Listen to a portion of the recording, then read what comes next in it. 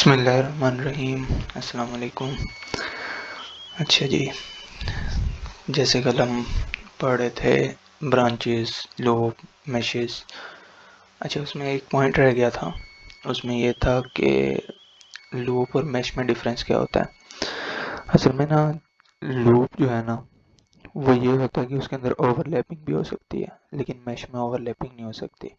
मतलब ये जिस तरह हमने लिया था कि ये एक हो गया मैश, ये दूसरा मैश हो गया, ये तीसरा मैश हो गया। अब ये 3 मैश है, इनके अंदर कोई ओवरलैपिंग नहीं है।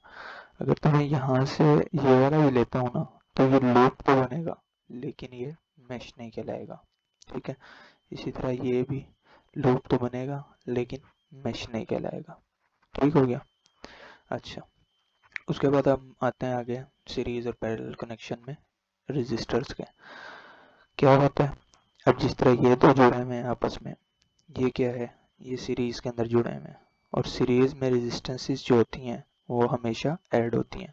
यानी इसका सम जो आएगा वो क्या होगा, x1 प्लस x2। ठीक हो गया। ये हमारे पास आ जाएगी सीरीज रेजिस्टेंस। और उसके बाद जब पैरेलल के अंदर आती है, तो पैरेलल के अंदर क्या आता है कि इसका डिनोमिनेटर जो होते हैं ना, वो ऐड होते हैं। सही हो गया। तो इसका जो आएगा ना सॉल्व करके, वो इन दोनों के कॉम्बिनेशन से जो आंसर आएगा ना, वो इस तरह सॉल्व होगा। ठीक है, ये होता है पैरेलल। इसी तरह इसके अंदर और ऐड होती रही। अगर यहाँ पे एक और लगी हुई हुई कोई रजिस्टर्स लगा हुआ, तो यहाँ पे वो इस तरह ऐड होता जाएगा उसके अंदर। ठीक है, और इसके अंदर भी इसी तरह के आगे कुछ लगा हुआ हो तो इस तरह ऐड होता रहेगा। अच्छा जी, उसकी एग्जांपल देखते हैं सीरीज़ में क्या होता है कि जिस तरह पहले बताया कि ये एडअप हो जाते हैं सारे। तो यहाँ पे क्या होगा इस एग्जांपल के अंदर, R1 plus R2 plus R3। सही हो गया। तो इनकी जो जो भी वैल्यूज़ होंगी वो एडअप हो जाएंगी। लेट्स से हमारे पास R1 क्या है, 2 है, R2 हमारे पास क्या है, 4 है, और R3 हमारे पास 5 है। ठीक है, तो इनकी वैल्यू क्या होगी, R1 2 हो गई, R2 हमारे पास 4 हो गई, और R3 हमारे पास 5 हो गई। तो हमारे पास 6 और 5 11 आ जाएगा। ठीक है, तो ये हमारे पास इसका कॉम्बिनेशन 11 आ जाएगा। इसी तरह यहाँ पे दोबारा शो किया हुआ है कि सीरीज कनेक्शन क्या होता है कि यहाँ पे आपस में जो मिल रहे होते हैं, जो एक और नोड ना बन रहा हो इससे आगे। अगर अगर यहाँ से एक और नोड निकल रहा होगा तो ये सीरीज कनेक्शन नहीं होगा। सही हो गया।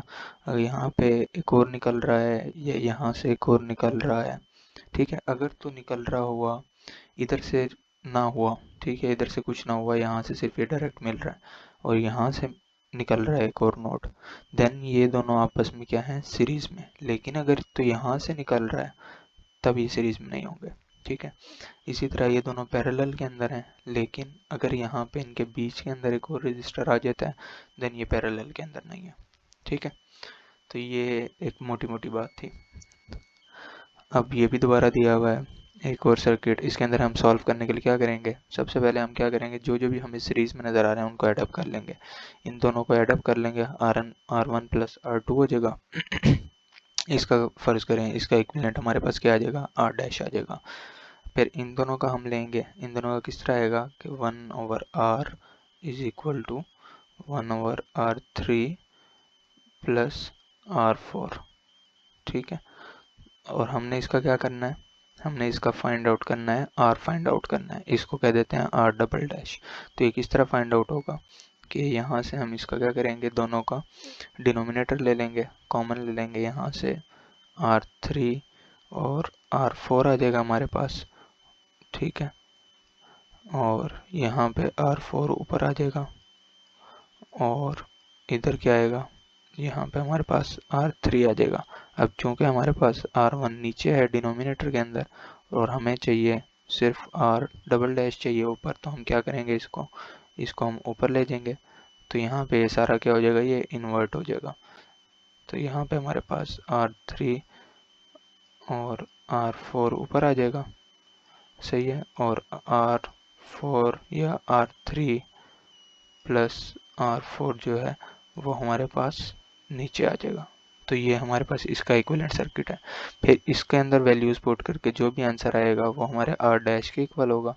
फिर क्या होगा कि यहाँ पे ये वाला ख़त्म हो गया, यहाँ पे सिर्फ हमारे पास आर डैश रह जाए, डबल डैश रह जाएगा और इनकी जगह पे आर डैश रह जाएगा। तो हमारे पास क्या सर्किट बन जाएगा, हमारे पास ये सर्किट बन जाएगा कि ये रह जाएगा और इधर ये रह जाएगा और ये यहाँ पे आके बैटरी से जुड़ जाएंगे। सही हो गया। तो यहाँ पे ये आर डैश आ गया और यहाँ पे आर डबल डैश आ गया।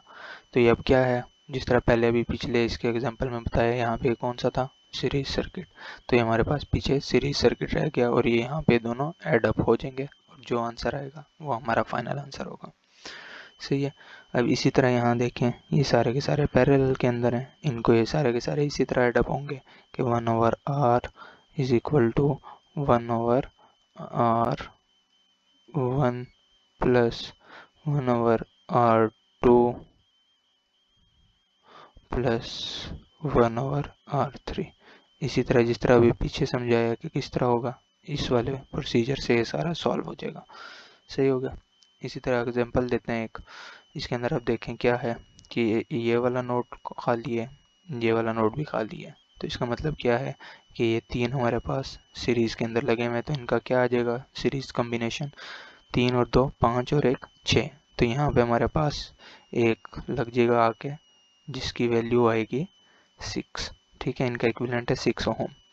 अब क्या होगा, 6 ओम और ये 3 ओम आपस में आ गए पैरेलल के अंदर। सही हो गया।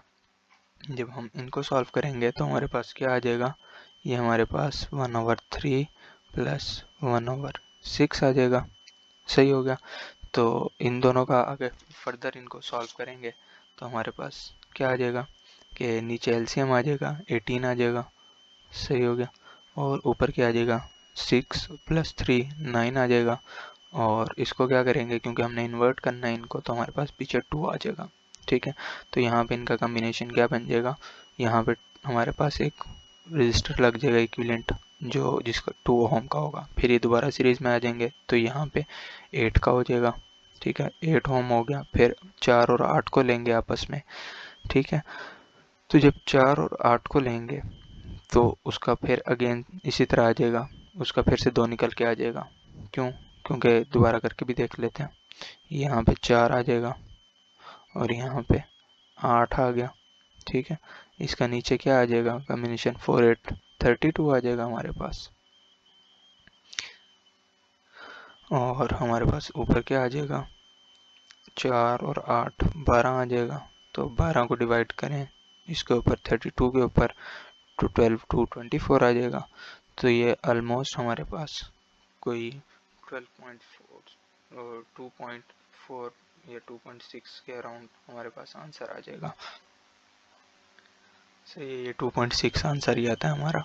सही है, ये 2.6 हमारा यहाँ पे आके लग जाएगा। तो यहाँ इक्विवेलेंट हमारा 2.6 आ जाएगा और जो इससे ऐड होके हमारे पास 4.6 आंसर आ जाएगा। ठीक है, तो ये हमारा इक्विवेलेंट सर्किट बन जाएगा। ओके, उम्मीद है इसमें मज़ा आ गया होगा। आसान सा टॉपिक था। इंशाल्लाह मिलते हैं नेक्स्ट टॉपिक में, तब तक के लिए अल्लाह हाफिज़।